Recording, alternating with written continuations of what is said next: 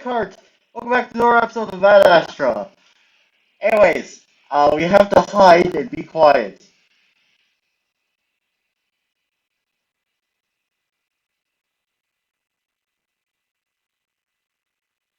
Amicus! I jump. The person almost shouting Amicus' name. Cassius. Amicus' deeper voice responds, sounding cool and collected. Where the hell have you been? His voice is higher pitched and a little more articulate than Amicus's. I start to look around the corner, then hesitate. Then I do it anyways, wanting to see who this person is. Luckily, Amicus has moved further down the room so that I'm slightly behind this Cassius guy. I see a white wolf, quite a bit smaller compared to Amicus, but no less intimidating. Maybe even more so. I can tell by his demeanor that he's probably not a fun person to be around. I was out hunting. Is something wrong? Hunting? For 2 days? Is that a joke? Was it that long? Yes! You were supposed to make a speech in Lux yesterday. How many times did we remind you of it? Becky suddenly takes a deep breath. Really? Amicus, you seem to expect everyone to cover up your mistakes. I can't comprehend how you could have forgotten. I lost track of time. That's not an excuse. How do you expect to become emperor if you act this way? Amicus growls. Don't even pretend, Cass. You're probably happy I missed it. That's ridiculous. Amicus, I only want what's best for the Empire. Amicus opens his mouth and shuts it suddenly. No, I'm not doing this tonight. I'm tired and I want to go to bed. Cassius quietly regards Amicus for a moment, then shakes his head. Well, Virginia went in your Virginia went in your steed, so you have her to thank when she returns. She's better at the sort of thing anyways. The point was to show Lux that the next possible emperor stands in solidarity with them. Sending your sister is not a good look. Well, walking around in undergarments doesn't look good either. You think that's how an emperor should behave? No one's awake, Amicus. Don't be such a pup. I'm just saying, you look really small without your armor. Now that is not a good look for an emperor. Excuse me? What? All I want what's best for the Empire in a low run like you definitely isn't. They stare at each other for a long time, and though I have no idea what's going on, I can almost see the electricity arcing between them. Finally, Cassius turns on his heel and stalks away, his tail swishing furiously. Good night, Amicus. Amicus stands there for a moment, still puffed out a little before he finally deflates. Damn it.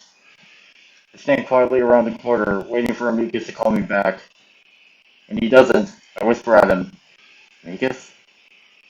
His ears perk up and he turns to me. Hey, come on. You should go before anyone else decides to show up. Okay? You can tell by the way the wolf walks, his ears slightly down, his tail almost dragging, that he's not in a good mood. You alright? Hmm? Yeah, I'm fine. My brother just knows how to irritate me, and I shouldn't have said that to him. He quietly walks through the marble halls, the echoing of our footsteps, the only sound. Is he not supposed to see me? I need to think of the right way to introduce you. Now isn't the best time. Yeah, fair enough.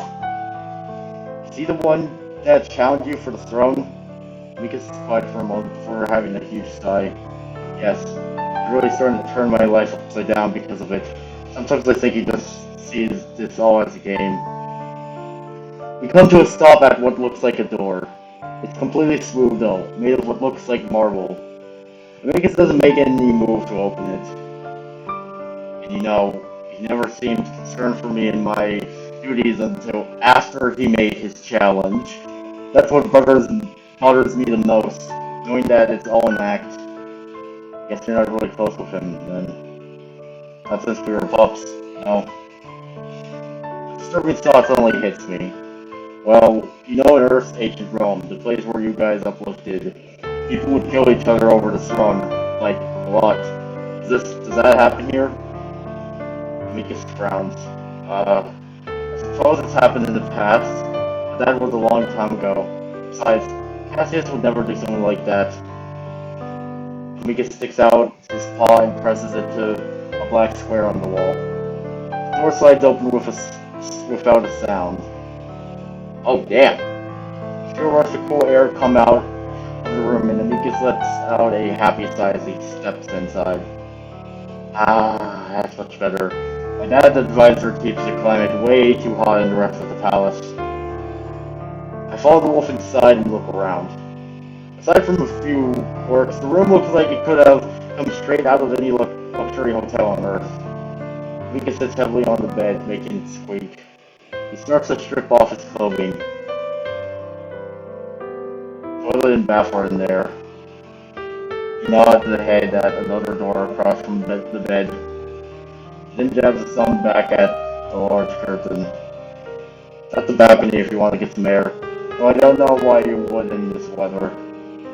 And he points at the couch. And that can be where you sleep. If that's alright with you. I've known other aliens to prefer the floor, though. The couch is fine. I walk over to the red sofa, sizing it up. The board is big enough, but as I pick up the little black pillow, I notice it's covered in fur. I inconspicuously pick some of it off before a light blanket smacks into the back of my head. There you go. Is that all okay? Yeah, that's good. I hope the blanket will be enough to keep off the cold that seems to be wafting down from the ceiling. Good. Like I said earlier, I'll show you the rest of the palace tomorrow. We'll get some real food too. Mika scrolls back on the bed, not bothering to draw up any blankets, his eyes closed.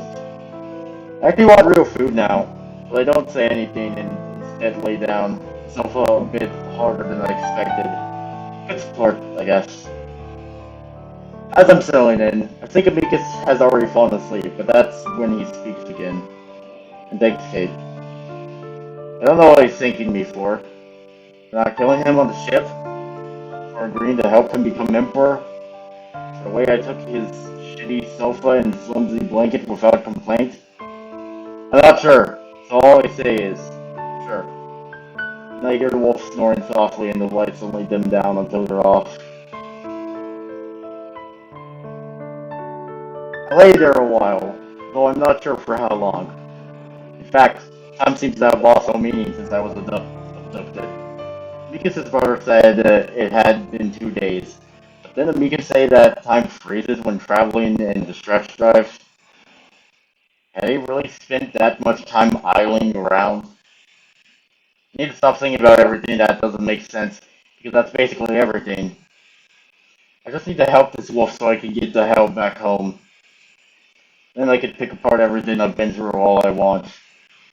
For now, I just need to help things move along as smoothly as possible. With that thought in my head, and with the soft sounds of Mikas' gentle snoring, I am lulled into a light and troubled sleep. The dream I have is strange. I'm in the black void of some kind of and despite the emptiness, I have some sort of purpose. I don't know what that is, but I'm being driven towards it.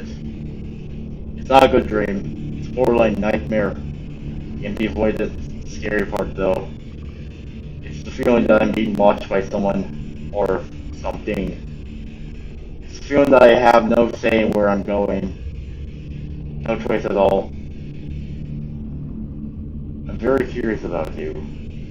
Uh, I'm limited in what I can ask. So I'll start with this. What is death to you? Um, oh,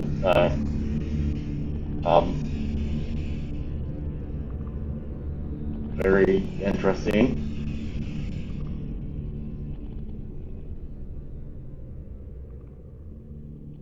Sometimes just before I fully wake up, I hear something moving around behind me, followed by a mumbled voice. Then the soft padding sound that fades out after a few moments. I wonder if one of my flatmates just arrived. Looked into my room for some reason. As I shift around, I frown at how weirdly firm the bed I'm laying on is. My bed was softer than this when I got into it. Where are the sheets? I open my eyes and see a red, velvety surface in front of me. And then I turn over to see unfamiliar ceiling with a gold square pattern above me. Oh yeah. I look over towards the bed where I expect to see Amicus, but it's empty. I stare again at the ceiling for a while, letting the sudden realization that I'm still here wash over me. I go over everything that happened yesterday, the last shred of hope that I've been dreaming fading from my mind. I look over at Amicus' bed again, wondering if he'd gone into the bathroom. I listen for a while, but I don't hear anything coming from the door across from the bed. There's a muffled sound of what I assume are birds chirping coming from behind the curtain. Slowly, I slide off the sofa, feeling the cold marble against my bare feet as I do. I shiver and decide to bring the blanket with me, wrapping it around my shoulders. I shuffle around the sofa and move to the side of the large curtain to pull it back just slightly. Oh damn, that's a beautiful view. The air that comes through is fresh and immediately reminds me of camping by a lake during summer camp. That would make sense because ahead of me is what looks like a massive body of water that seems to come right up to the edge of the balcony. It's warm, but not nearly as humid as it was last night. Pink and orange light paints the clouds on the horizon, and for a moment I take in the sight. The hills and mountains to either side of the lake are covered in lush green trees. So is the little island a ways out to my left. In the distance, on the other side of the lake, is what looks like a city of some kind. It's hard to tell how big it is since it's a good ways away, but from what I can tell, the buildings are massive, and the smaller structures that taper off to the side seem to stretch far from behind them. Dim lights from windows glitter in the distance, and I wonder if that city is full of wolves like Amicus and Cassius. Despite my situation, I kind of want to go see it. As I watch, I see a small, dark oval shape descend down towards the city, blinking blue and red lights. I have to smile and shake my head a little. I still want to go back to Earth, but this is undeniably amazing. I feel like the curtain slide suddenly, or I let the curtain slide shut finally and turn back to the room. Where did that big wolf go to? He could have at least told me before he ran off. Good morning, Kate. I jump as the clear voice crackles overhead. I clutch my chest, breathing hard as the voice continues. Amicus has a message for you. There's a pause. Then, hey, Kate? I'm going to my morning meditation. It's in a room just down the hall, and I'll be back in approximately an hour. Why don't you take the time to get familiar with the room? There's a pause. Then, are you still recording? Come. Yes. End recording. Say end of message. Oh, see you soon, Kate. In the message. Is it still? To end recording, say end of message. My God, end of message. I hear Mika starting to curse again before the message cuts off. Oh man. Even the advanced alien species has problems with what's essentially an Alexa. I find that funny. And also, obviously, yeah, you definitely want to stay in this room. Well, when you're taken to a different planet and you know what's going on, and like you're put in some room, the best option is to try and stay in that room. Especially if it's like, oh, the other habitants of the planet don't know you're here. I look around the room a bit, noticing how little there is to get familiar with. I mean, the couch, the bed, the ceiling, the drawers, the bathroom. Obviously, you could just do some sunbathing, I guess. I look around the room. Yeah, oh wait, I already read that. I can look for the dresser, but I assume that's mostly filled with Amicus' things, and I doubt he wants me to get familiar with those. I mean, considering that some of the type of content that's in this game, I feel like you might have a few toys, if you know what I'm saying. I move across the room towards the bathroom door, standing in front of it for a moment before studying the black panel in the middle of it. Similar to what Amicus used to open the door in the hallway. I reach out to try and push it, and the moment my fingers brush against the surface, the door slides to the side so fast that I jump. Oh. The lights inside come on, slowly illuminating the interior. I poke my head inside and then quickly step in, imagining the sliding door suddenly closing and chopping my head off. It stays open until I'm halfway in the room, then it closes automatically. There's a large sink to my left and an even larger mirror above. In the corner, there's a marble-looking bench with a hole I can assume is the toilet. Finally, across from that is a large bathroom, what I imagine to be the shower. Damn, that's a big shower. I actually really need to pee, so I head over to the bench and I do my business down the hole, hoping that it's not something like a laundry chute and I'm pissing on the servants below. As soon as I start though, water begins to pour down the side of the tube, leaving me pretty sure that it's indeed a toilet. I guess I should be more confident in assuming things about this place. Everything is fairly similar to what I had on Earth. I walk over to the sink and push at the faucet. Then I stick my hand under it and water starts pouring out. I'm tempted to take a drink, but then I notice the water is bubbly and soapy looking. Having nothing left to do in the bathroom, I turn back to the door and find the black square again. More of a rectangle, as I can see. I reach for it, and just like before, the door slides open. Oh, uh-oh. If he thinks he's going to get away with it, because his face is facing away from me, his arms folded as his bushy white tail swishes from side to side. I freeze up, staring at him wide-eyed. I have plenty of time to jump to the side, maybe hide in the shower area, but I just stand there like an idiot as the wolf turns around, almost in slow motion. He freezes just like I did when he spotted me standing in the doorway. We stare at each other for a moment, for a very long moment, and he screeches, making me jump back in shock. Oh God! Eat a pool! What is this?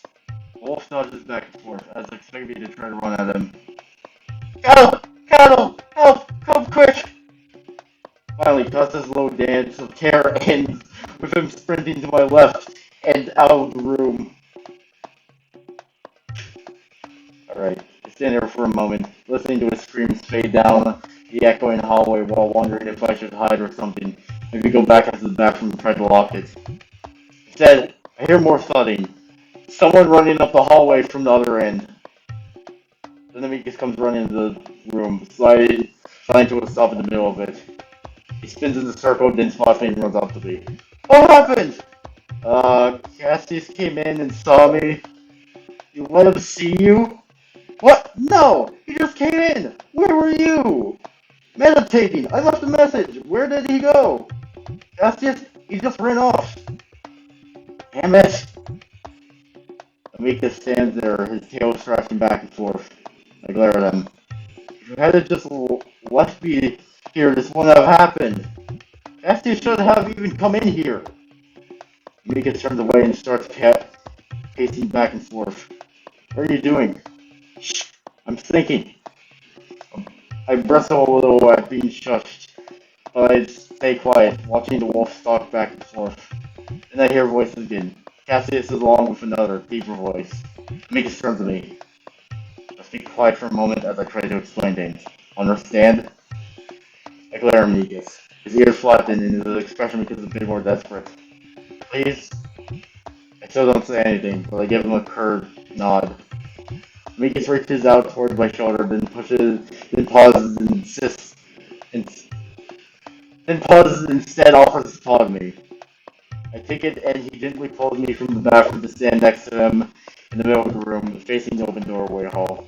Amicus fixes a confident smile on his face, though I can feel how tense he is next to me. From around the corner comes Cassius, but he's hiding behind someone else, another wolf.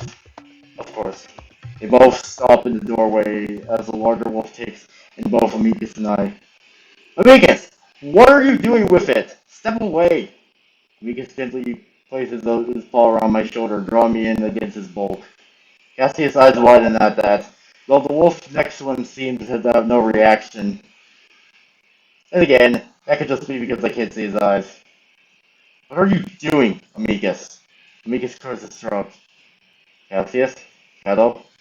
He nods to each of them in turn. This is my pet, Kate.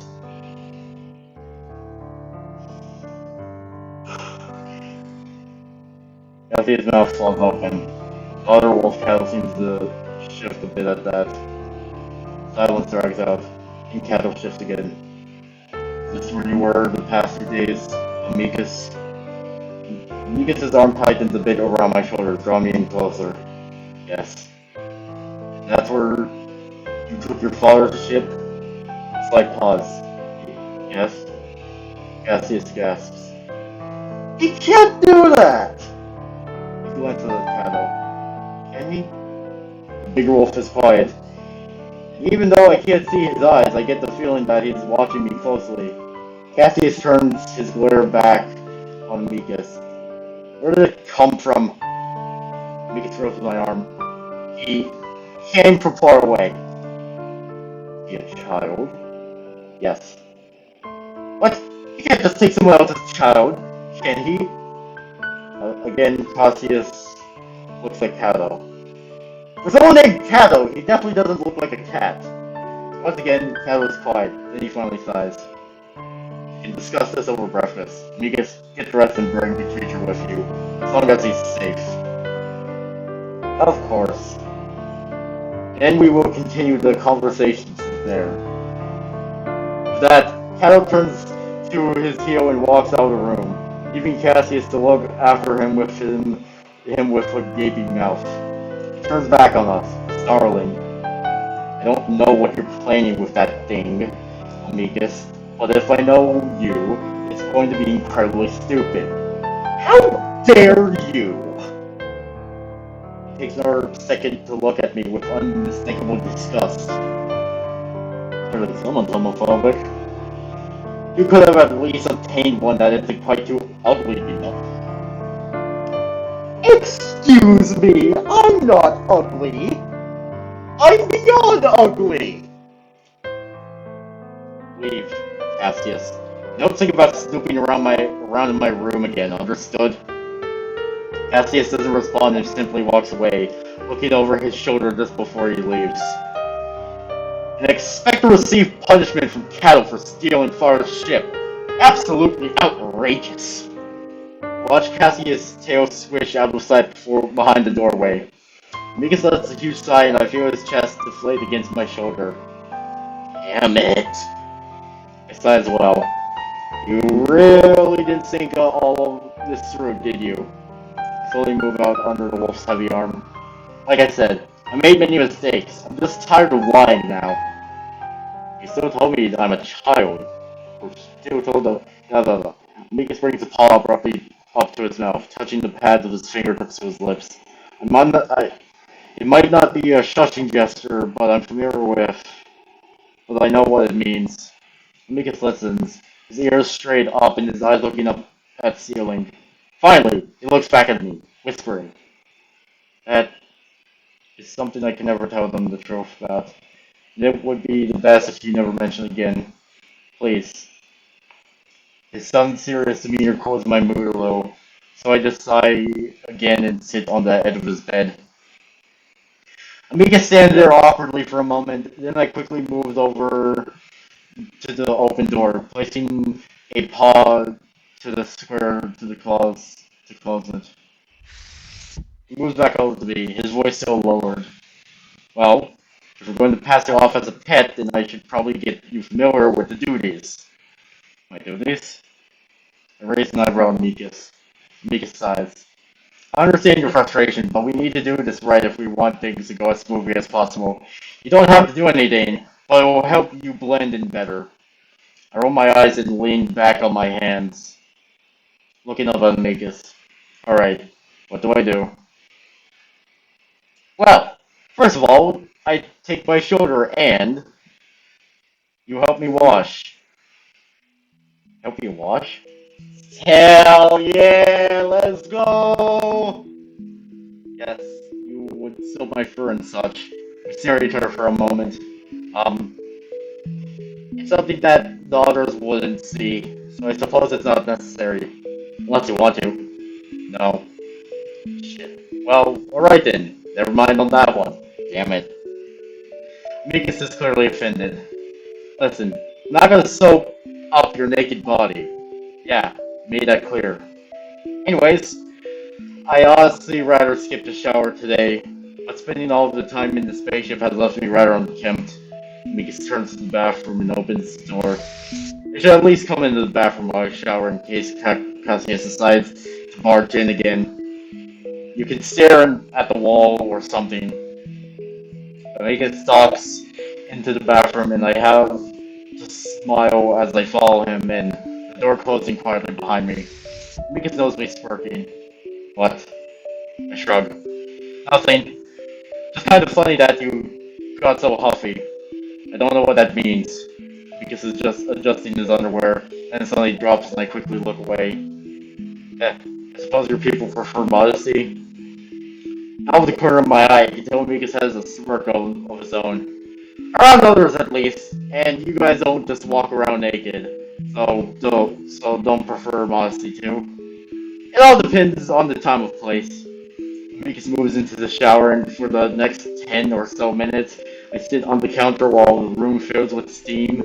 Once the water shuts off, a loud fan starts up, and I glance over to see Mikus with his arms out, his fur blowing back and forth. He notices me look over, then I look away again. No!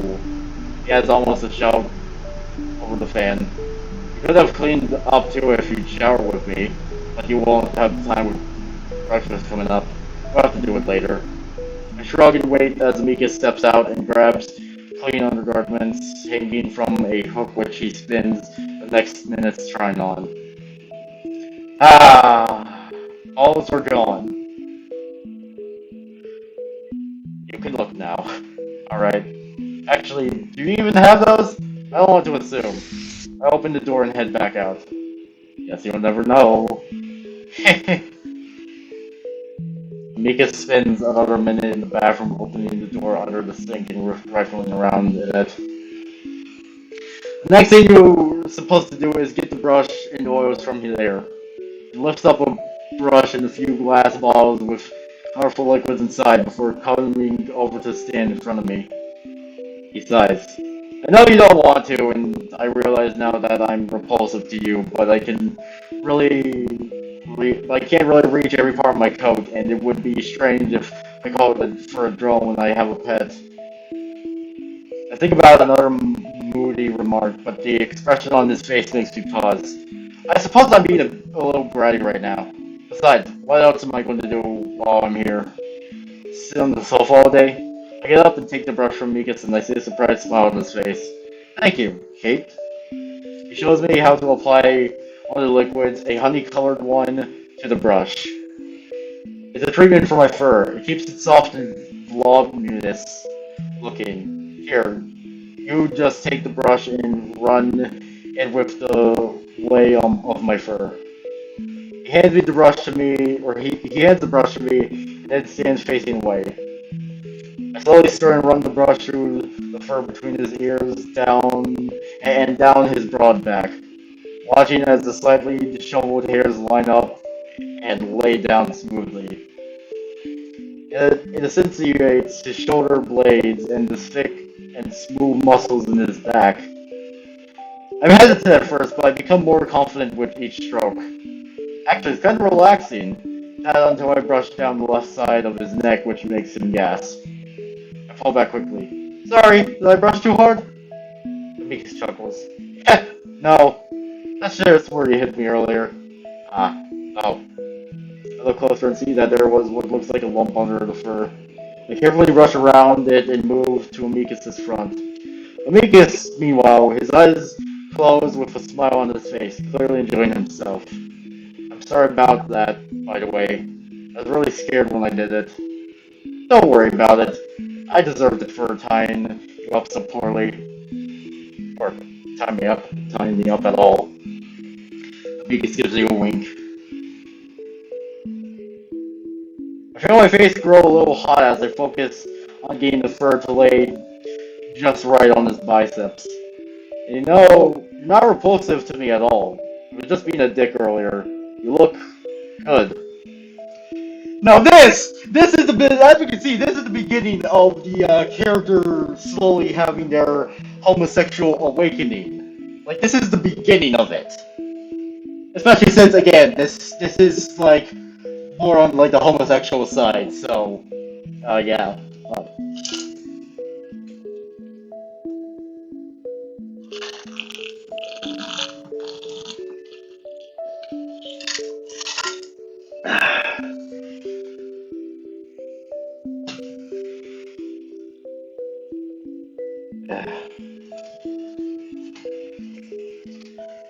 Yeah, I can't really show my face right now. It's, I mean, I can show my eyes, but, no, like, down here is a bit, it's a bit, yeah, it's kind of, you know, Captain Virgino told me I probably shouldn't get into it, but, anyways, well, I suppose I was too. I shouldn't have made fun of your sensibilities. All women have their own cultures which are different, but that doesn't mean less valuable. Very true lesson. If only there were certain people who knew that. Mikas' tone sounded weirdly rehearsed, like he's quoting something. And also, thank you, Kate. I think you look good too.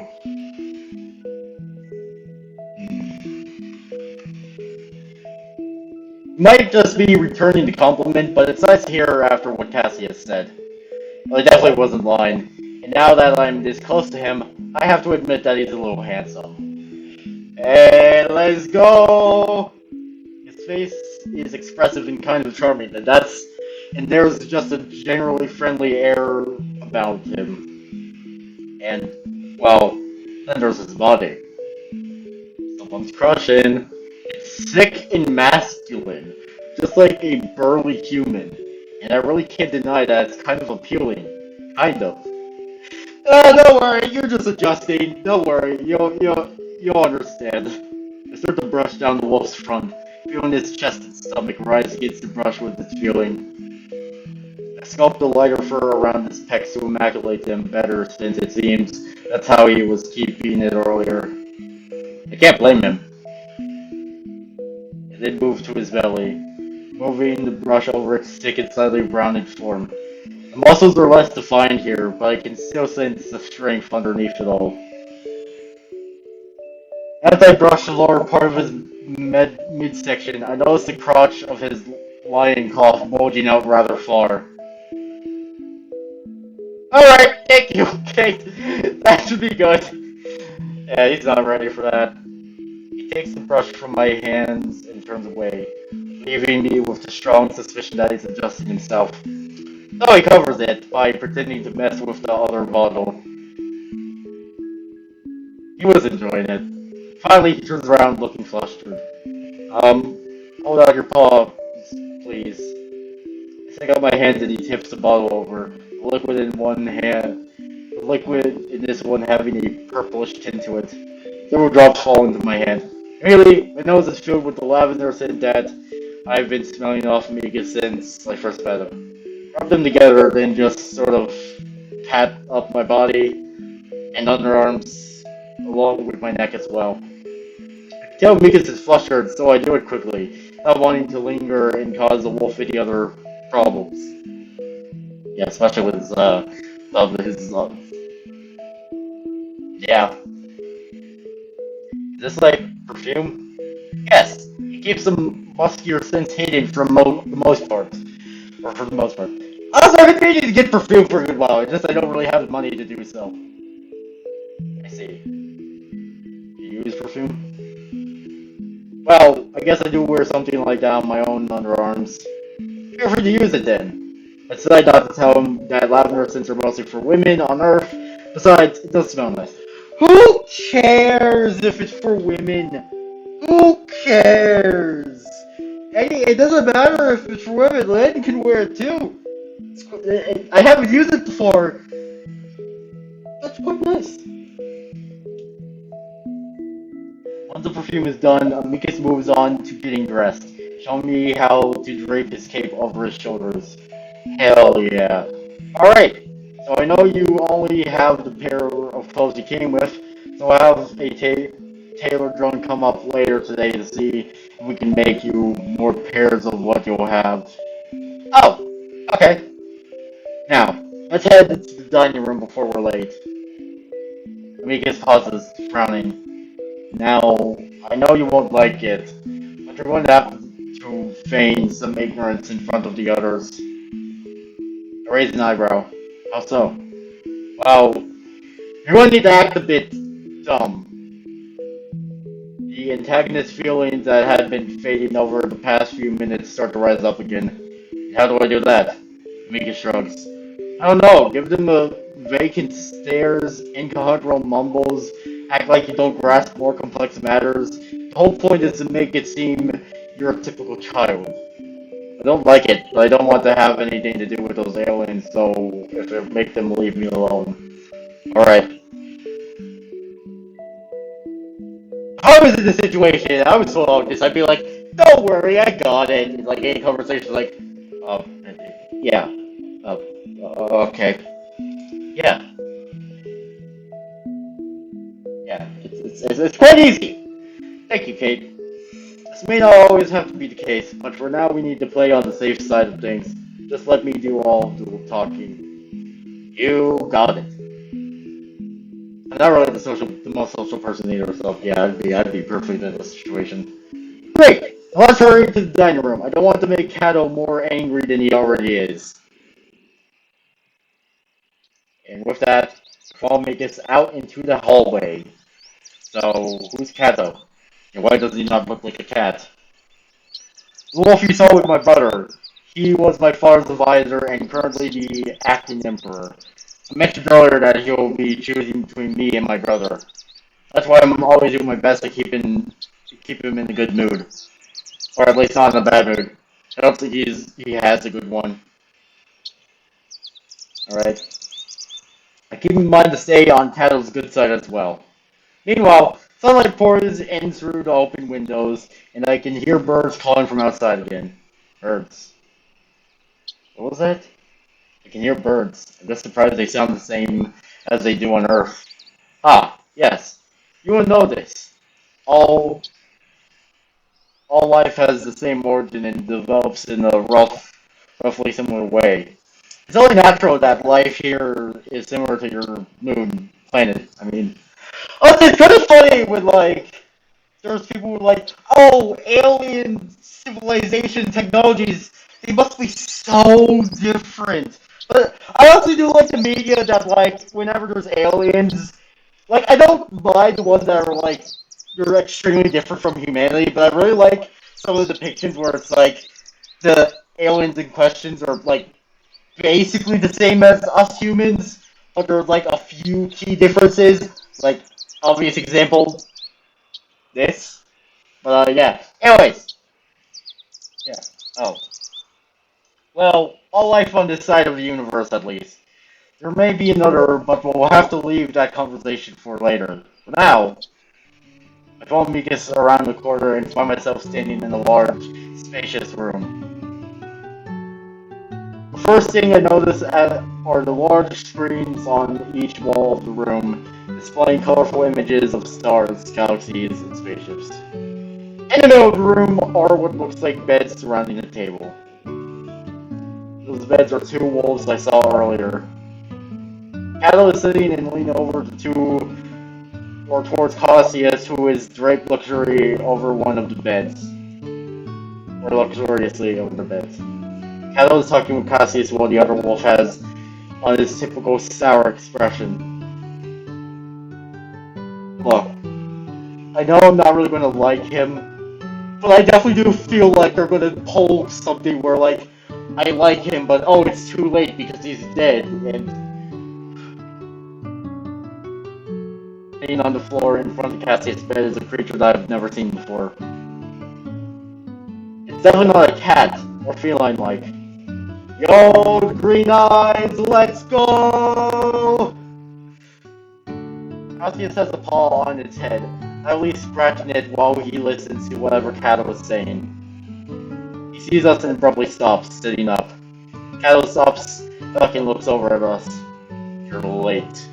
And good morning to you, to you, Cass, and to you, Kato. Axius. Amicus turns to Kato and the small cat creature, bowing to both of them. Good morning. Morning, Amicus! The cat, Alexius, nods at Amicus with a smile. Aww. At the same time, I see Cassius tug on the gold collar around his neck. It isn't very much, but Axius immediately drops a smile from his face, looking down. How many times do I have to tell you not to acknowledge him, Amicus? Amicus seems to ignore Cassius, walking to the empty bed while pulling me down with him. He whispers in my ear. Sit in the front like Alex is doing. I look over at the cat and see his ears perk up in our direction, though he continues to avoid looking at us. He's in a kneeling position, so I do the same. Starting to feel a little uneasy about the whole setup. Amicus, meanwhile, stretches out across the bed, an elbow in the cushions as he props himself up. Come, send in breakfast. Yes, Kato. A few seconds later, literal flying saucers levitate into the room from beyond another archway. I get a moment to see some sort of black device on the undesirable of the underside of the plates before they gently come to rest on the table. I blink, but don't say anything. Decide to just take everything in without question. I decide instead to focus on the food. Yeah, at least identify a few portions, one of them being what looks like bread. And there's an armpit of odd, white, crumbly substance, and next to that is a bowl of what I'm pretty sure are olives. There's a glass full of food with some type of red liquid, probably wine. Finally, in the middle, next to some towel-like napkins, is roasted poultry, golden colored and steaming. It smells really, really good, and considering that I haven't eaten any real food in the other day, I feel my mouth water. Still, I have enough common sense to know that I probably just can't dig in, so I keep an eye on the cat, waiting to see what he does next. He grabs 4 small plates from the tall stack and sets them down in front of himself. Then starts to grab some slices of bread, which he sets down on one of the plates. I look back at Amicus and he nods. So I do the same, grabbing 4 plates and setting them down in front of myself on the table, starting to grab the separate portions of food I set them on their own plate. Meanwhile, Kato just leans over to grab his own while Cassius clears his throat. So, Amicus, what is this? I look up and immediately find Cassius's eyes boring into mine. I quickly look back down and grab up the wood-handled knife that Alexios just set down, using it to spread the white stuff on the slices of bread. I know if they're supposed to be eggs! And that's all I'm going to say. I really do need to make less sex jokes. I'm sorry. I find it funny, but, you know, I make too many of them. Wrinkle my nose at how stinky it is, and I realize this is probably some type of cheese. Ah! I mean, yeah, there is white cheese. White American cheese is like the best cheese. This is Kate. She's my pet. I mean, I would like to be called she, but you know, I'm gender fluid, so I don't really care. But you know, no, Amicus, what is it? It's not one of our children. Does it belong to a sibling? I'm half listening to the conversation while I see Alexius reach out with his bare paws and just pull a chunk of meat off of the poultry. I hesitate, kinda wishing I had a chance to wash my hands. But do it anyways, wincing at how hot it was. Temptation is strong just to stuff it in my mouth, but I managed to set it down on the plate. Finally, I grabbed up a bunch of olives and put them on their own plate. At this point, I can see that Alexius is lining his plates up in front of Calcius on the bed. Carefully, I do the same for Amicus, although I lose an olive in the process. I watch him roll across the ground, but I decide to ignore it, and Amicus just pats my head with a muttered thank you. Now, he's from a failed uplift. I watch as Althea starts filling a goblet with the red liquid, but look up when I realize there's a complete silence. Oh, even the music stopped. Gossius and Cal are both staring at Amicus. I look back at him and see he looks pretty calm, though I can see him picking at his claws. Uh, are you serious? Yes. Why? He's a barbarian! Excuse me? I'm not a barbarian. I mean, physically, mentally. eh, Because I've decided the abandoned children deserve to reestablish regular contact. If we were to unite with the Chimings, then we also need to unite ourselves. I start filling in Amicus's goblet as I feel his eyes on me. Child or not, having a pet like this would show Chimians my intentions. Cassius scoffs loudly, popping an olive into his mouth and chewing it vigorously. Masterful stunt, Amicus, but you're still so far ship to get here, or get there. Using stretch tech without authorization from the Emperor is a violation of the law. Is it not, Shadow? I hand the goblet to Amicus, silently wondering if the wolf is going to be thrown in jail in my first day here. What would happen to me then? Still, Amicus looks calm, and when he sees my wide eye, he just winks. It could be, but there's no Emperor, is there, Cassius? Shadow finally is back, his small plate heaped high with food. He turns his head back to Amicus. Are you saying you piloted the ship to out the outer reaches for our empire? Voice commands only work for the Emperor, if I'm not mistaken. That's correct. I learned to navigate the ship on my own.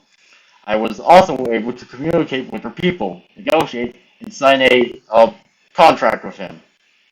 This is where I start to hear Amicus' voice falter. I actually do believe now he doesn't lie often, because it's clear that he's so bad at it. Oof. I copy Alex's and return to my kneeling position next to the bed, then switch to a cross-legged one when my knees get too sore. Kata watches from his bed silently, and I again feel unnerved at the feeling that he might be looking at me. Fascinating. I mean, yeah, that's the thing when you have something that's covering your eyes, like sunglasses or like whatever piece of armor he has on it. It's like you have no idea what they're looking at. Like they could legitimately just like they could be having sunglasses, looking like, and it seems like oh they're looking at someone else, but then like they're actually looking at a different person. So yeah, Cassius curls his lips back. Fascinating. He used a stretch drive. He's going to get away with it because father is dead. What does that make of all the other laws? Can a beggar now steal from the market because there is no authority to tell him not to? Can a child rebel from the empire because there is no emperor to tell them? Quiet, Cassius. You know the circumstances as well as I do.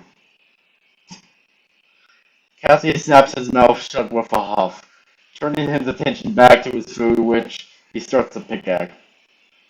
The conversation seems to stop there, and I wonder if Amicus is in the clear.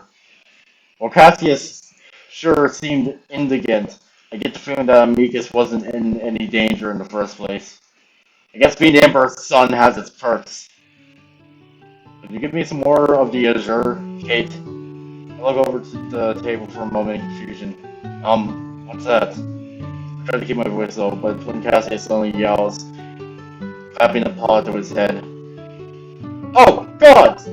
It doesn't speak the language! I look between Cassius and Amicus in confusion. Of course not. They were abandoned. Also, the abandoned still speak the language. How far away is his home star? Roughly 50,000 light years. I don't care! Don't have it speak again. The last thing I need is a headache from the lingua manually translating everything he says is barbaric. Oh, aren't you a fun fellow to be around? I don't know if he's calling me the headache barbaric, calling the headache barbaric or me.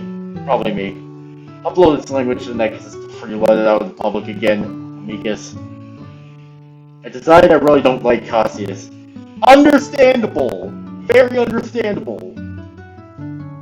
He's talking about me like I'm just a piece of property.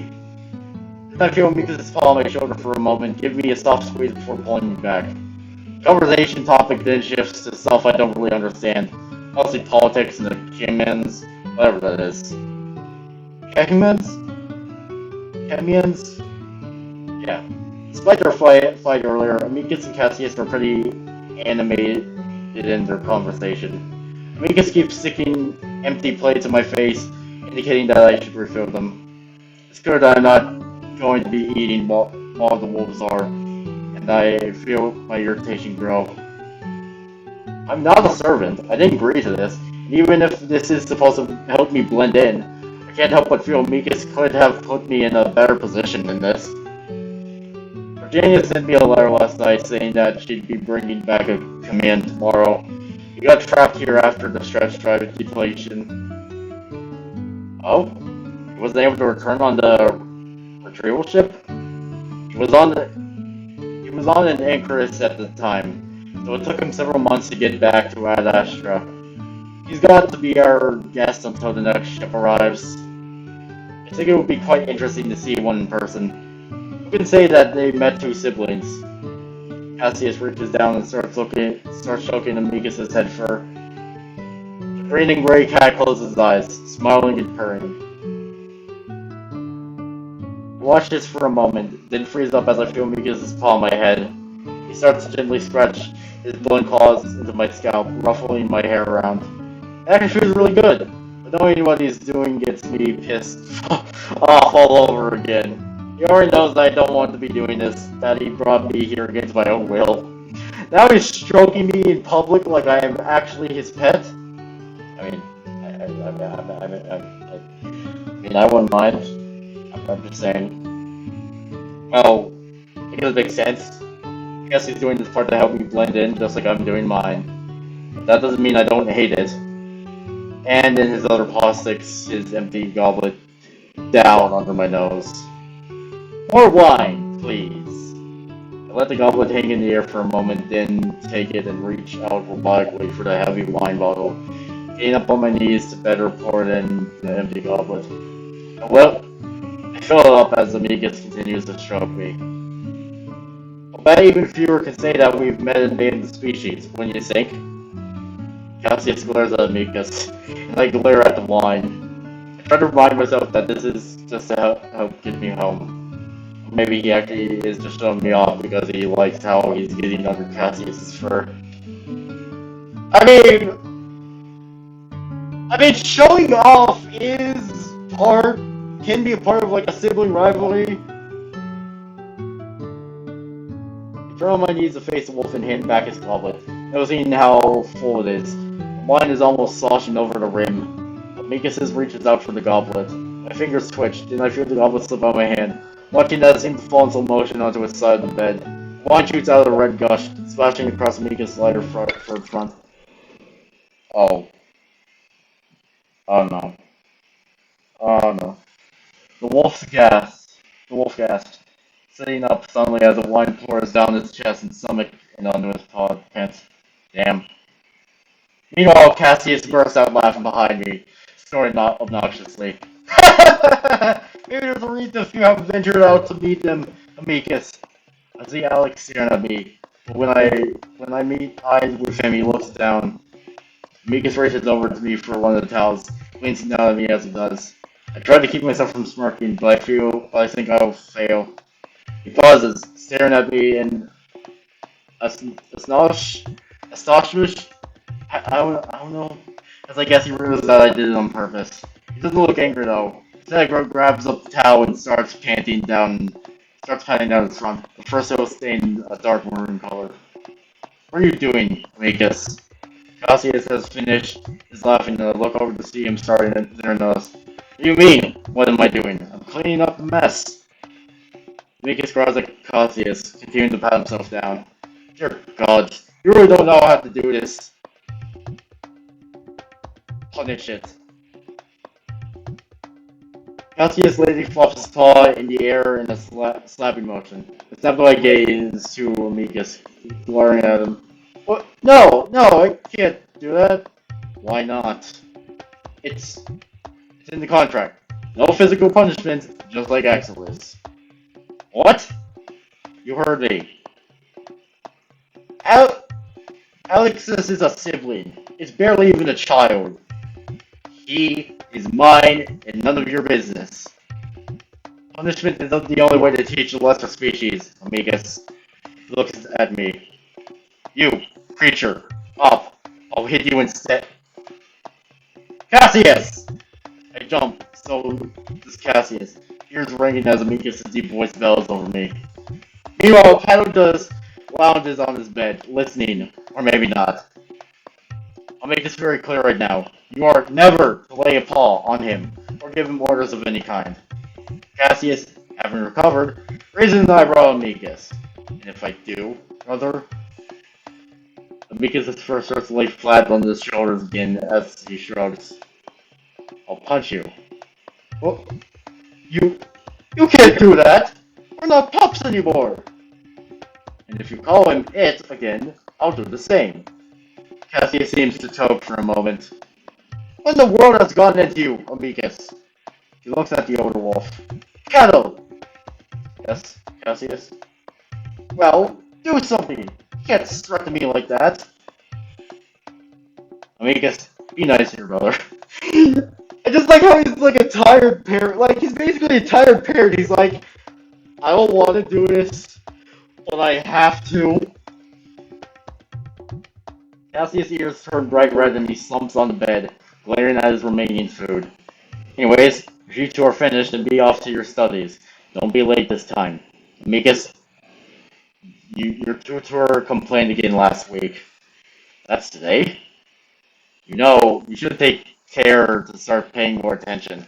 After seeing what you accomplished, I'm starting to lean towards trials in making my decision.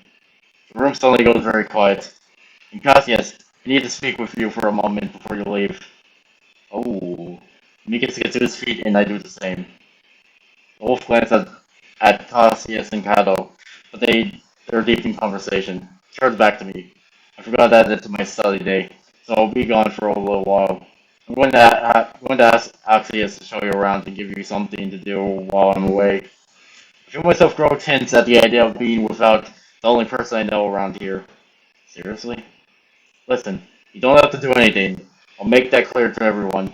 But I feel you might rather have something to do than sit in my room all day. Fair enough. He seems to think it's the chores I'm upset about rather than him leaving me alone. Alright.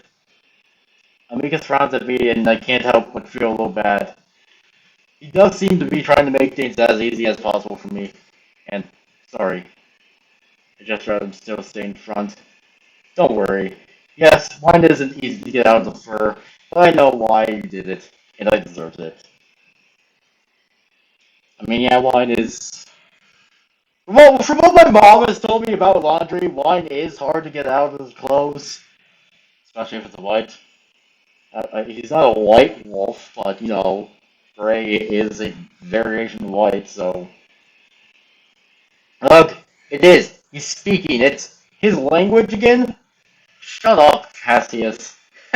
What? Alex Amicus gestures at the small cat who is currently stacking the dirty dishes on top of each other. Could you please show Kate around the palace, along with the tasks and activities you do? He's unfamiliar with nearly everything. I would be happy to, Amicus. I definitely feel like he would have like a more high-pitched happy voice. So yeah, I would be doing that. So you can order my pet around. Cato, standing over by the doorway and clearly eager to leave, sighs. Enough. Try to be reasonable, Cassius. Now both of you be off to your studies. And a quick shower for you, Amicus. Amicus grumbles and starts to turn away, then turns back to me, resting upon my shoulder. We'll be back towards the evening. The big wolf pauses, as if wanting to say more, but leaves me with a simple, I'll see you then. Bye. And with that, he gave me a little wave and another wink before following Cassius and Cato through the archway. Just as Amicus leaves, Cassius pauses to give me a sour look. Then again, most of his expressions are pretty sour, but it still makes me uncomfortable. I mean, yeah, if someone's constantly giving you like a sour look, of course you're going to feel uncomfortable. It's like, what did I do wrong? Why are you mad at me? Then I'm left alone with the cat. Ah, yes, I am left alone with the cat. So that's why I did that arm movement. But that's just the autism in me. I feel an odd sense of loneliness at seeing Amicus just leave like that. It's like my mother just dropped me off at preschool or something. He's the only one that's been treating me like an actual person. Mostly, at least. I heard the small sound of someone clearing their throat behind me. Hello! The small cat smells at me pleasantly, his paws clasped nearly in front of himself. I say he's small, but he's really about the same height as me. It's just odd seeing another alien that's my size when I always have to look up at the wolves. Hi. As he acts the lift, I twitch, and he raises a paw to his hand. Oh dear, this is going to be an interesting day. Is something wrong? We're twitching. Just my lingua. It will take a while to learn your language, but it gets better the more you speak. So if you don't mind, I'd like to know more about you. I'm very curious. Alright. Amicus told me that dumb, so I tried to figure out how I might do that. I fixed a distant look on my face. Far away. Alexius blinks and giggles. Oh! We both stand there awkwardly for a moment before he gestures at the table. Well, why don't we have a seat? We eat their leftovers when they're finished. The cat moves over to sit on Kaz's bed, reaching out for his own small plate. I'm reminded of how hungry I am, so I quickly do the same, choosing to sit on Cassius's bed since Amicus is covered in wine. Does food agree with your stomach? I think so. It actually looks kind of like some of the stuff I ate back at home. I mean, it's basically all this bread and meat. I point to each of the dishes. Maximus puts his paw back to his head. Oh my! So many words! And in full sentences too! I freeze. Oh, I mean, I don't really know what that food is, I'm just guessing. No, I mean, it's your words, so many of them, and complex sentences. Fuck, I'm bad at this. Yeah, when you're smart, it is usually hard to play dumb, especially if you're smart. Unless you're talented at playing dumb. I guess the world's uplifted intelligence a lot more back then. Oh, maybe. I wonder if I've ruined our plan already. Actually, this doesn't seem alarmed, just curious. So I turn my attention back to the food. There isn't much left on the table.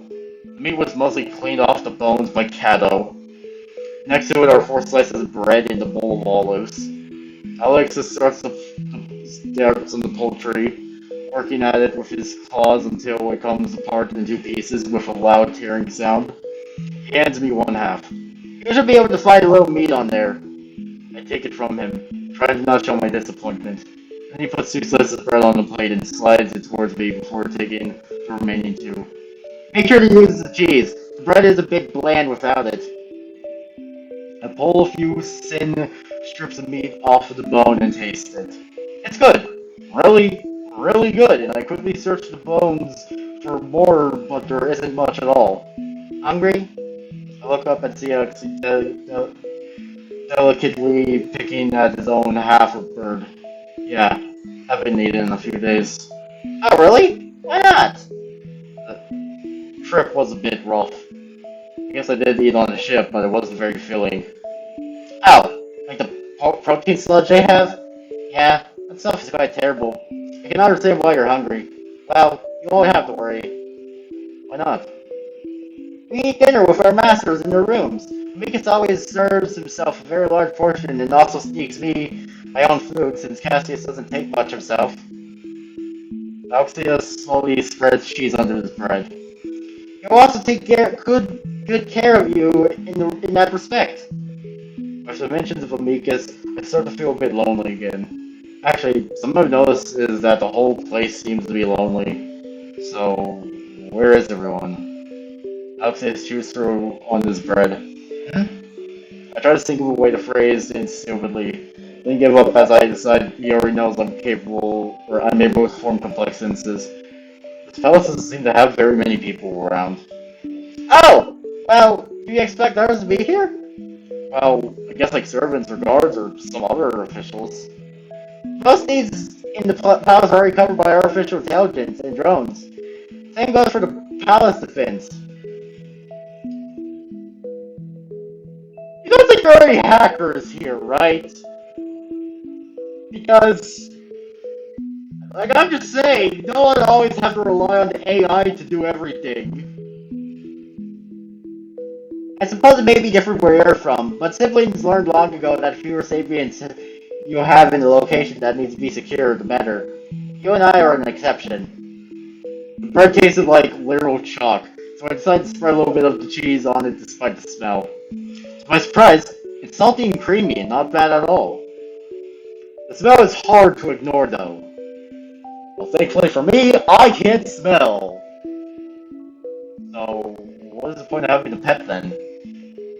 Mikas didn't tell you? Well, he did. He just mentioned stats and stuff. Is there any other reason? Why do we have to do stuff for them if they have robots that can do it instead? Status is the main reason, yes. Our duty is to be by their side during public appearances, or in official meetings. Obviously, having an artificial safety and doing the same isn't impressive at all. I mean, yeah, I guess. We don't really have to do anything manual in the palace, but Castius likes the idea of a servant being a servant. He says it reminds him of the old days. I see. Amicus told me that I don't really have to do anything for him except brush his fur. Ah, yes. Amicus is very meticulous about that. Do you know him well? Fairly well. I've been here for a few months now, so I've had my fair share of interactions with him even though Cassius doesn't like it. I see. What do you think of him? I think that you're very lucky to have a master like Amicus. What's that? Well, Amicus is very kind. Sometimes he tries to be all official and assertive, and he likes to tease me. But he comes off as more open, whether he intends to or not. This is all compared to Cassius, of course. Think for a moment. Do you not like being Cassius' pet? There's a pause. Oh, Actius continues to smile. Cassius is very specific about how he wants to be talked to and such. But this is a great quality for a prospective emperor to have, for sure. But in casual conversations, it's much easier to talk to someone like Amicus. I take a sip of the wine, and as far as I can tell, it's very similar to the few times I've had it on Earth. He has been really nice to me. At least after the whole kidnapping thing. He's a very nice person. He just tends to not take everything through. Yeah, same here. Uh, uh, Alex's eyes flick to the look behind me before he focuses back on my face. Understand that normally we shouldn't speak so candidly about our masters. This is just a conversation between pets. Oh, yeah, I understand. There's a moment of silence that goes on just long enough to be uncomfortable. Yes, I thought you would. I have to say that you're extremely perspective, almost on the same level as a sibling. I wince internally as Alex points out my intelligence again. Only took me 10 minutes to fail my one and only job. Alex just smiles at me again. Ah, was I not supposed to know that? Apparently his perspective as well. Uh, don't worry. Like I said, this is between pets. Alexius leans in conspiracially. I don't just blab everything I know to my master. I'm simply his servant, not spy. He leans back again. Now, he might wish I was, but honestly, it's really nice to be able to talk to someone other than my superiors. Vegas was the only one to treat me as an equal, but Cassius usually keeps our contact minimal. Oh yeah, because he's kind of an asshole. I put the last bit of bread into my mouth, and as soon as I do, Alexiu sits up. Ah, we're finished. Yes, Alexios. Watch with fascination as the dishes levitate off the table and float away through the archway they originally came through. Do you want to go outside? Like I said, there's not much to do, but the gardens do require more sapient touch to keep them presentable. Yeah, sure. Okay, so before playing this game, I did see a screenshot that has a Jackal character. You're probably wondering why I'm bringing this up. Well, Anubis is the Jackal. This Jackal character seems to be some heavy Anubis vibes. And if you don't know me, or if you do know me, like a lot, you would know that I am extremely down bad for Anubis. I brush crumbs off my jeans and stand up. I'm still hungry, but the amount that I've eaten has taken the edge off of it, at least. I follow Alexius quietly through the halls, really enjoying the architecture of the palace for the first time. We enter the main hall, and Alexius stands in the sunlight pouring in through the archways. Ah, aren't the mornings beautiful here? This is the best time to do work in the gardens. I'd say we have a good 3 hours before it gets too hot. We start walking out into the gardens when I'm suddenly struck by something odd.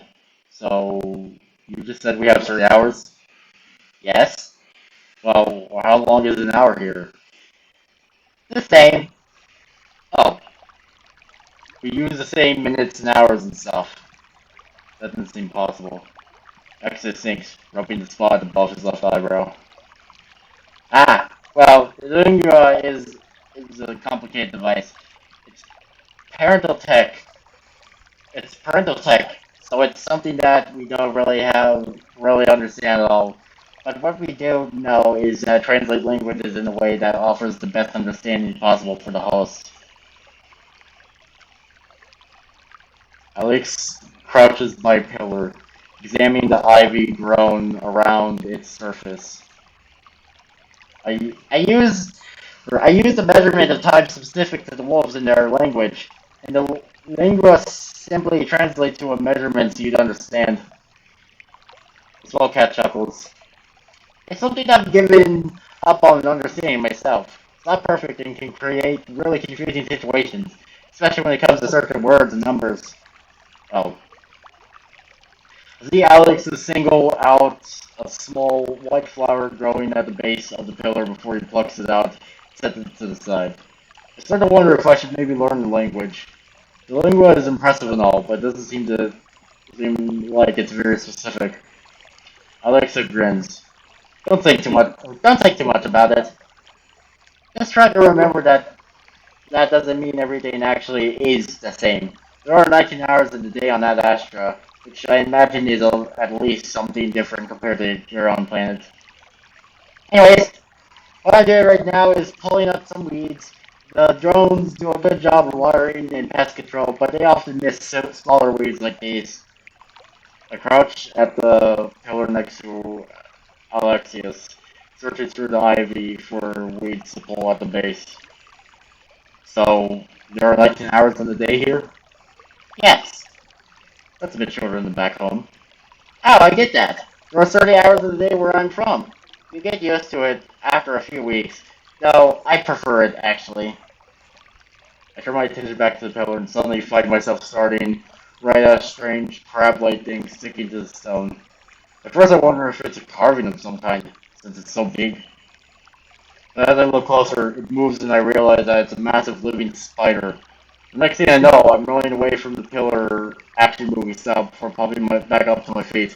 Oh my god! What is it? Spider! Big. I'm standing, I'm standing a good 10 feet away from the pillar now, but I can still see the massive spider. Its thick legs fanned out of the width of a clock. I shiver. Ugh! Ah! Oh, I see. I stare at them. How is that funny? I'm sorry. They are very startled when you first encounter them. Actually walks up to the spider and starts making shooing motions at it.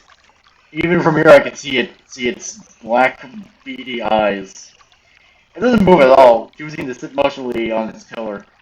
AdAstra arachnids are insects are disturbingly large compared to ones on my home moon. I didn't know AdAstra in Australia had some similarities. I look around. Suddenly I feel like I'm in danger, imagining the giant wasp descending from the skies. I actually start to look more frustrated as the spider refuses in, be intimidated by his limp wrist swipes.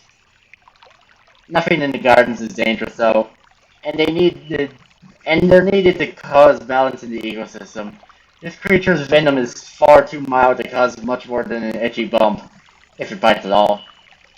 Alexei gives another weak swipe at the spider, and then takes the opportunity to bolt up his arm so fast that it becomes a blur before stomping on his face. For a moment, we both stand in shock as it clings him like a facehugger. Then, I got it! Get off! He dances around the place for a moment as I simply watch him glance north. Finally, he shakes his head hard enough that the spider runs down the front to scuttle across the ground and land in some bushes. Alex heaves for breath for a moment, trembling. Despite myself, I have to laugh in amazement at what I just saw. Why are you laughing? Sorry, it was just so surprising, and you were so unsure of yourself until I chuckle again. Well, it surprised me! He shivers, rubbling his shoulders. I mean, yeah, fair enough. No one wants to have a giant spider jump on their face. There's honestly nothing to be afraid of when it comes to those, but it was right on me, and the way they move. He shudders again. You just stood there and watched. I mean, what could have I done? If that had happened to me, I would have jumped into the pond. Alex decided to see his first start sliding down again. Then he also chuckles. Well, I was about to. I mean, yeah, that's one good way to get someone off your face. Probably not a face hugger, though. Anyways, let's get back to work. If you see another spider, just work around it. For the next hour, we move from pillar to pillar, cleaning up the unwanted weeds. And way more vigilant now, checking every pillar for spiders before we start. Luckily, we don't come across any more. After a while, we finally sit on the bench under some trees and calm floats over a few platters of tiny pastries that remind me of quinches. Those are followed by glasses of cold green vegetable tasting drinks. It's delicious. So, can I ask where you're from? Very far away, even further than your home. What brought you here? The cat's eyes deposit with a pastry halfway to his mouth. It's a bit complicated, but I was here as some sort of ambassador. I arrived just as the stretch drive depletion occurred. What was that? Alexios shrugs. Well, for whatever reason, the Romanists stopped supplying the wolves with stretch drive power when the Emperor died. They're starbound right now, so they can't shuttle me back to my home planet. The situation between the wolves and your parents is worrying, and we don't know how long the wolves will be without the stretch. So my people send their own ship to retrieve anyone on AdAstra, but I missed it. So I think there's a certain white wolf who might try to keep you away from leaving. Just saying, missed it. Alexa frowns, looking embarrassed again. Well, I slept in and missed the departure. Wow, really? I mean, happens to the best of us, no? I guess.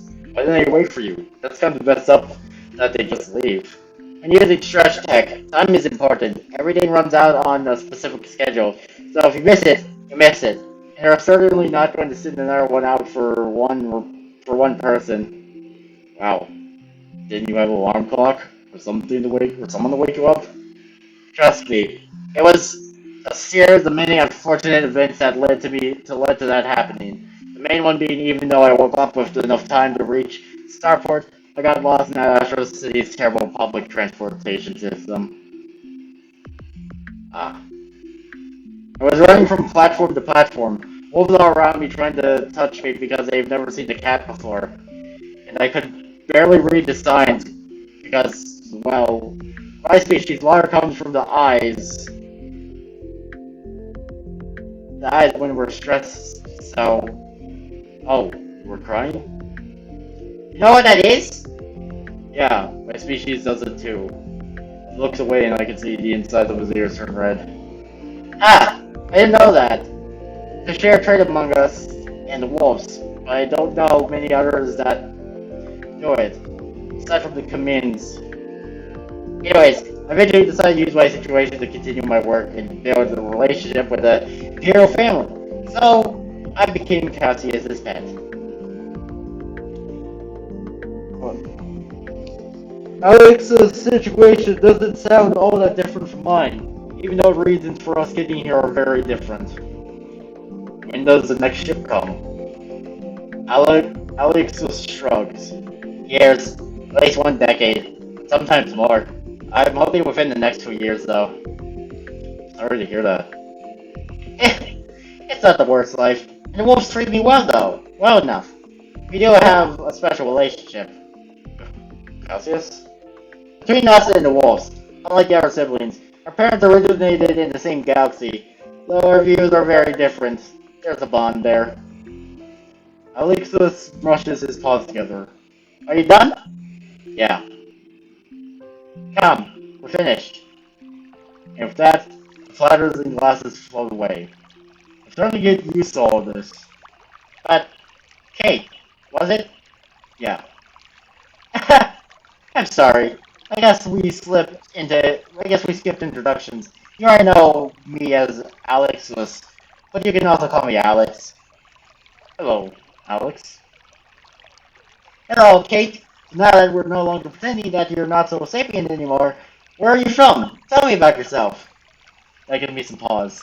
Always been really nice to meet so far. I know I can't just reveal everything to Alex, so I thought I'm being vague like he was. Well, I'm from far away, but less far away than you. I'm a primate. I see. Are you important among your people? No, I'm just a student. Oh, do you know why Amicus chose you then? I think he just chose me at random. I just happened to be where the uplift occurred. Alex blinks, then laughs. That's just like Amicus! Yeah, it is, actually. But I guess it makes sense to choose a commoner if he wants to unite the abandoned children again. Oh yeah? Aside that, shifting the conversation away from me is a good tactic for now. Yeah! Did he explain that to you? Maybe a little. He didn't tell me all that much. Don't take it personally. Amicus doesn't often think ahead. Right now, wolves are in a bit of a strange situation. Again, this is between you and me, but they've fallen behind the other siblings in terms of spread and resources.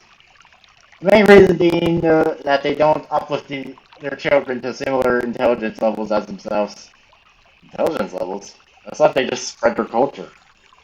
Alex frowns at me. You don't know? I guess you were abandoned, but you should know that your intelligence, every child's intelligence, was uplifted by a sibling. Oh, no. I guess we lost that bit of information. Well, that's not the end of their problems. These children are indentured servants in a way. In exchange for having their intelligence mostly uplifted, they have to serve the Empire until the debt is repaid. That doesn't sound good. Oh, and how long has that been going on? Well, let's just say that the first successfully uploaded wolf children haven't quite finished repaying their debt. That sounds like slavery. Alex glances at me. It does? doesn't it? That's confusing to me. But if they have all these robots and stuff, why do they need Sabians to be their slaves? Advanced artificial Sabians are gifted by the parents. We can't build them. We're a bit spoiled here in the palace, but not outside, not so much. Even then, artificial sapiens isn't perfect, and likely never will be. Actual thinking machines don't exist. This is why uplifting children to the same intelligence level as a sibling is important. Good ideas can come from anywhere. True, true, but that can also apply to bad ideas. I guess your people don't. No, no. I guess your people don't do what the wolves do. No, we uplift our children as much as we can. This practice is isolated to the wolves. They're seen by the other siblings as harsh on their own children, and the rights of sapiens in general. I see. I'm starting to see the wolves and even Mikas in a whole new light. As to free my mind, Alex goes on. But things are changing. Amika's choosing you as a special is that he sees you as a close to an equal. But then there's Cassius. Yeah, out of all these, Cassius is definitely the one who would be for owning slaves. I'm just saying. Alex's tail swishes around to the bench between us. He'd rather things stay the same, or even regress. Oh, so you're average Republican. Alright. That's why he's made a strong challenge against Amicus. There are many wolves who are unsure of the change Amicus suggests, and the proposed alliance between the wolves and the cavemen is only adding to it. Kahemians? They're another sibling species, the most powerful in the galaxy, in fact. But that worries a lot of people here. There haven't been a war between the siblings in over 100 years, but the last one between the commands were in the wolves. You can imagine what sort of problems that might create. So Cassius wanting the wolves to stay independent and in complete control of their children is rather popular. You might wonder why I'm telling you this, but I want you to understand the empire that you're in. It will make it easier to navigate. I was in fact wondering why he was telling me all of this. Does he have some other motive that he's not telling me? Look over at him. Do you want Cassius to become emperor?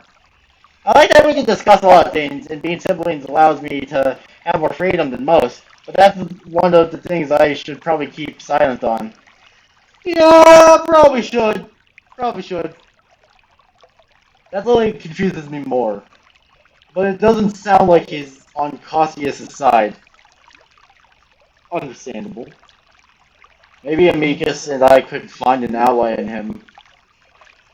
Well, I think I would prefer Amicus if his whole thing is to treat other sapiens equally. From what I can tell, that seems to please Alex. Well, we'll find out soon enough after the trials.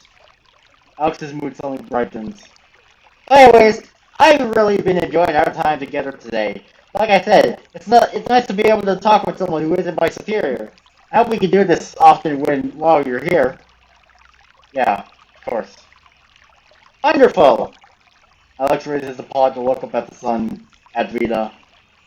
We should keep working. It's starting to get too hot out here. For the next several hours, we work around the garden before finally moving inside to walk around the palace a bit. He points to the doors for things like the throne room and command bath, or communal bath. I, Look, I've never been a whole fan of the whole communal shower, communal showers already seem a bit gross, but the communal bath? Yeah, anyways, but we never go inside, and he tells me I should only do so when I'm with Amicus. Eventually, we move back into the dining room where Alex suggests we watch the screens until a master's return. He says it will better equate me with wolfish culture. It takes me a moment to realize that I'm watching a sort of film starring the wolves similar to Amicus. They're acting out scenarios about traveling into space and finding more sapiens. The sapien species they find are wolves in masks. I guess they don't really have CGI because every effect looks practical. It's long, boring, and the acting is overly exaggerated, like you're in a silent film. Finally, after what seems like a good 3 hours, Alex tells me that Amicus will be returning soon and that I might want to tidy up his room before he gets back. I'm relieved to cut the film short, and Alex and I part ways to go to our respective rooms. I'm surprised to see that it's already dark outside. Even with the shorter day, I guess mindlessly watching wolves overreacting to other wolves in masks took up more time than I thought. On the way through the marble halls, I pause every now and then to look at the large murals on the walls depicting everything from wolves swimming to wolves swinging swords to other canines. In the Great Hall is the largest mural, and it depicts 5 wolves. The features are flat and lack any sort of perspective, making the muzzles look a bit askew. Two larger wolves look over the other 3. One is white with a feminine shape, while the larger of the 2 is black and holding his paw to his chest. Around his head is a wreath. Of the 3 smaller wolves, one is also clearly feminine, while other is white. I wonder if this might be Cassius in Virginia, which would leave the remaining wolf in the middle to be Amicus. He's skinnier, and I wonder if this might be him as a child or a teenager. A glowing wreath floats above his head. Ahem. I jump as someone clears their throat very loudly next to me. I turn around to find myself staring at Cato, the advisor. He looks me up and down for a moment. At least I think he does. More silence. I open my mouth to respond, and remember what the Magus told me. I let my eyes focus, and my mouth drops a little bit. Cato's ears twitch at the sound that I make, and then he clears his throat. Hello, Kate, was it? How are you enjoying your first day in the palace? I wonder if I should keep droning, or if I should at least answer with a question. I'm technically a sapien, so I suppose it's okay to sort of understand. Good. The left side Cao's scarred face twitches as he waits for more, but I don't give him anything. Good, good. I trust that Alex showed you around the place. It's a bit of a stiffing your life behind these walls. But hopefully with some time we will be able to take you out to the city. I cross my eyes a little. Oh, I like it. Yes. So, where are you from again exactly? There's something behind the wolf's words. Something there something there that's a little more than innocent curiosity. A big rock planted by a star. Kind of waits again, and I don't say anything more. Do you have a name for the planet? Yeah, Big Rock Planet. Kello massages the left side of his forehead, looking a little bit annoyed. Big Rock Planet? With water. Cal stares. So, Big Rock Planet with water? I nod dumbly. Cal sighs loudly and stalks off, not being bothered to end the conversation. Wonderful. Now I have a headache. And with that, he disappears around the corner. I decide that I did an okay job, as Cal seems to think that I'm a massive idiot. I make my way quickly to Amicus's room, glad to not run into anyone else. There isn't much to do. Amicus's room is spotless, so after menuing around and smoothing the bed covers over, I choose to sit down on the sofa and wait. Despite the fact that I've only been up for what's probably been 10 hours, I'm exhausted. Maybe I won't have any trouble adjusting to shorter days. As I start to doze, there's a suddenly clattering sound towards the door. I jump and see Amicus come in, wheeling in a tray with several plates on top of it, heaped high with food. He grins at me and I get a feeling of relief as I see him. Hello! Sorry, I suppose Alex didn't tell you that they set these outside the door on the 15th hour. Did he treat you well? Yeah, he was nice. Amicus wheels the cart up to the sofa, then flops back onto it next to me, making the whole thing shake. Ugh, that was a long day. So,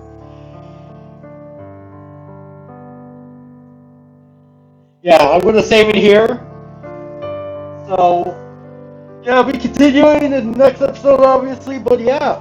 So, anyways, that was it for this video. Make sure you all subscribe, like for more, and I'll see you all later. Peace out, home guards, and goodbye!